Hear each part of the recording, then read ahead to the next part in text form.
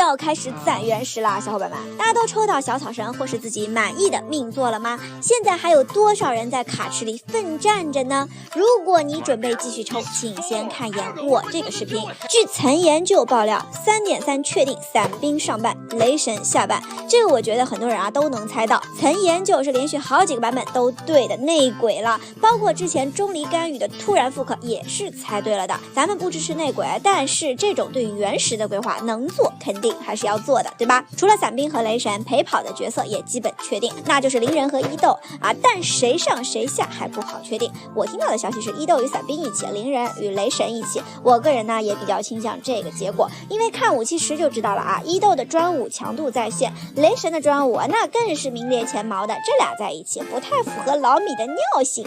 反观灵人的专武虽然也不错，但有点专，抽到了指不定跟之前的月华一样放仓库，这才是武器池该有的毒性嘛，大家觉得呢？当然了 3.2 的武器池总的来说还算挺香的，所以确实也存在伊豆与雷神的可能。而随着 3.3 卡池的确定有2家角色出注定是又要哭天喊地了，那就是胡桃和尤拉。之前最久未复刻的头名一直有永别了的公子霸占着，从 2.2 版本后愣是1年多，现在终于要复刻了。然而同样是在 2.2， 只是比公子晚1个池子的胡桃至今仍没有复刻的消息，你敢信？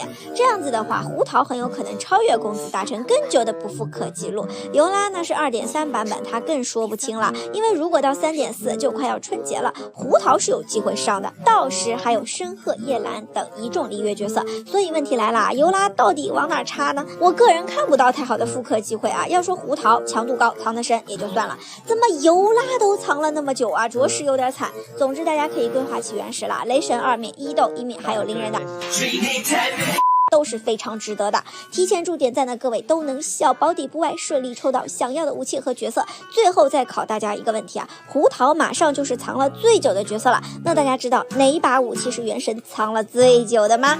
所有武器包括限定和陪跑给你们3秒，猜最久未出现在武器池的是哪一把呢？